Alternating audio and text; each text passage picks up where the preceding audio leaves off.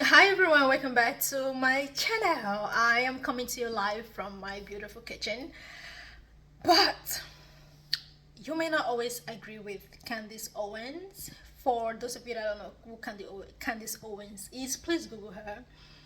A lot of people don't agree with Candice Owens, and a lot of black people in particular do not always agree with her. And I do not sometimes agree with her, right? I sometimes do not appreciate the way she delivers her news. However, there are things she says that I am completely in agreement with it.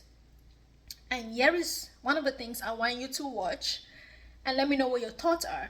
It's about a young boy that was sent home, he was sent away from school because of a t-shirt he wore, and he says there are only two genders. This boy was sent home, I believe it's in Massachusetts, but take a watch and let me know what you think.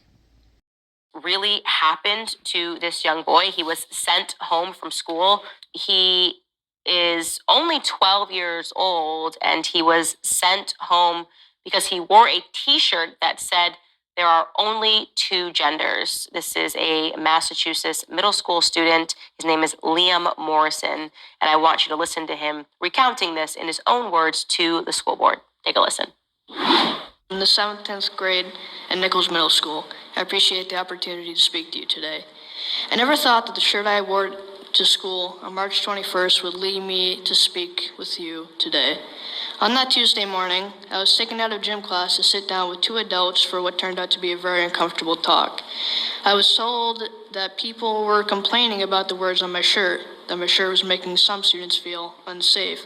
Yes, words on a shirt made people feel unsafe. They told me that I wasn't in trouble, but it sure felt like I was.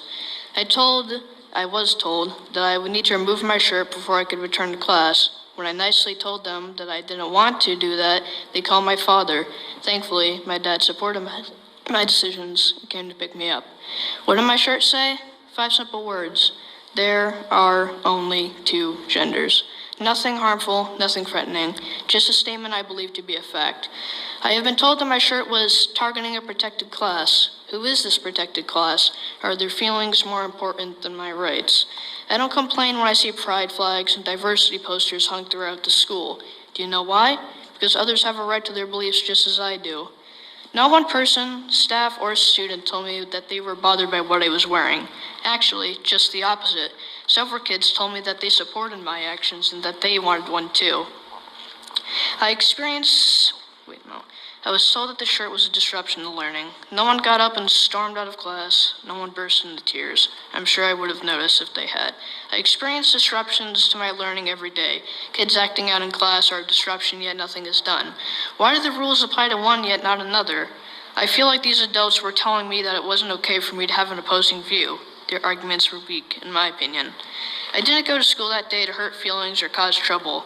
I have learned a lot from this experience. I learned that a lot of other students share my view. I learned that adults don't always do the right thing or make the right decisions. I know that I have a right to wear a shirt with those 5 words. Even at 12 years old, I have my own political opinions, and I have a right to express those opinions. Even at school, this right is called the First Amendment to the Constitution. My hope in being here tonight is to bring the school committee's attention to this issue.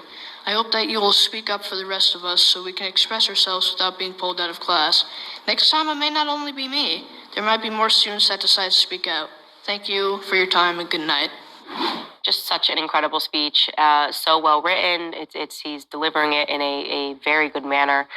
And here's the reality: if you are a child and you follow the rules, if you are a child and and you believe in reality, you now can face consequences at school, right? Because they are so worried about accepting mental illness that they're starting to punish people who don't have it.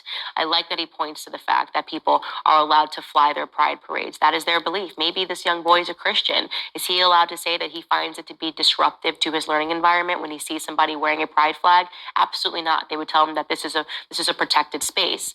The truth is that they're willing to protect every strange mentally ill group, but they will not protect people who believe in reality. That's the truth. That is the entire circumstance in America. That if there's nothing wrong with you, you are somebody that is a threat to everybody else.